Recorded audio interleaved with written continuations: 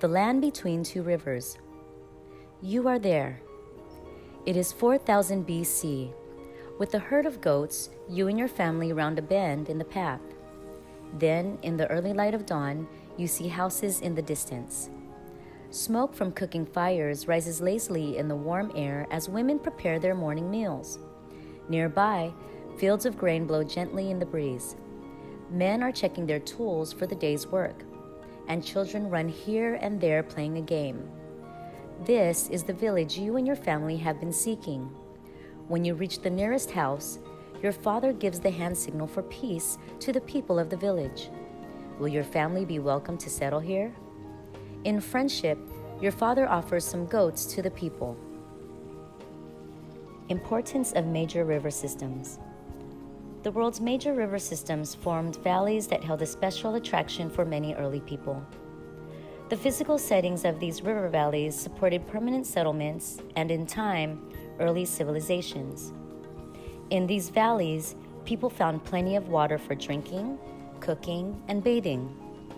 Fishers speared, hooked, and netted fish from the rivers, and farmers raised crops and grazed their livestock on the wide, fertile plains. With so many resources, these river valleys provided people with a good place to build permanent settlements. Soon, these early farmers learned to grow surpluses of crops. To do this, they had to develop new agricultural techniques. With food surpluses, some people could do activities besides farming. This allowed people to create more advanced cultures, leading to early civilizations. The earliest civilizations developed in the valley of four major river systems: the Tigris and Euphrates rivers in southwestern Asia, the Nile River in northern Africa, and the Indus River in southern Asia. Later, one formed along the Huanghe of eastern Asia. The Tigris and Euphrates. One of the world's first civilizations formed in the valley between the Tigris and Euphrates rivers. This civilization arose in a land that came to be known as Sumer. The land of Sumer lay in the southern part of a region called the Fertile Crescent.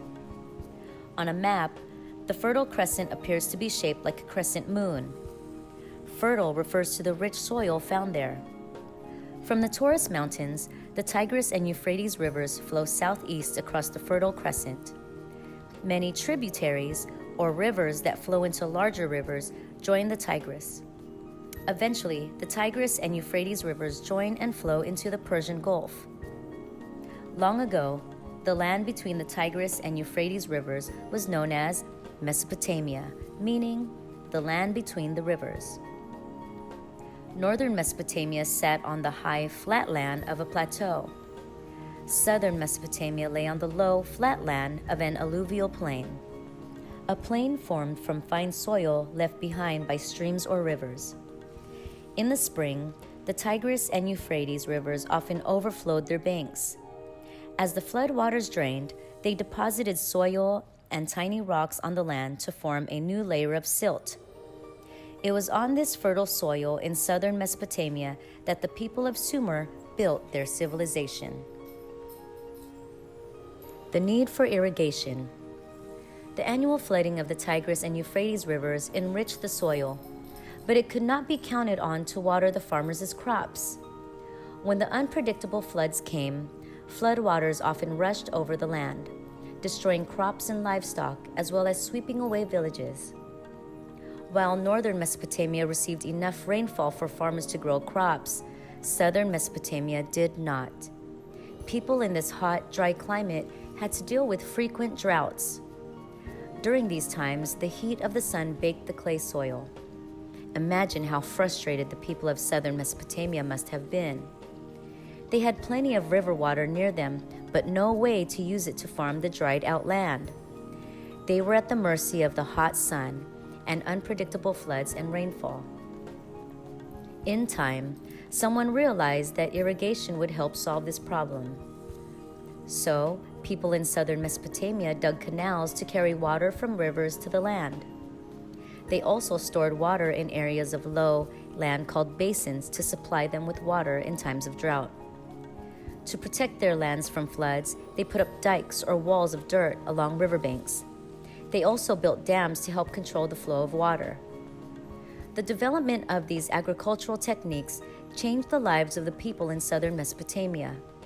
It allowed them to take up farming as a way of life and provided them with ways to produce surpluses of crops. With more than enough food, these early people developed new, more complex cultures. Ubaid culture. The first known settlements in southern Mesopotamia formed in about 5000 BC. This culture is known today as the Ubaid culture. For the most part, the people of the Ubaid culture lived simply, raising just enough crops to survive. They used stone hoes to work their fields and clay sickles to harvest their wheat and barley crops. The Ubaid people lived close to their fields in huts made of reeds and mud. They worshipped their gods in small, one-room temples. By about 4500 BC, this ancient culture had spread across much of the Fertile Crescent. Over time, the way of life of the Ubaid people began to change. The people built more advanced irrigation systems and produced surpluses of crops. The simple life gave way to one that required rules and organization.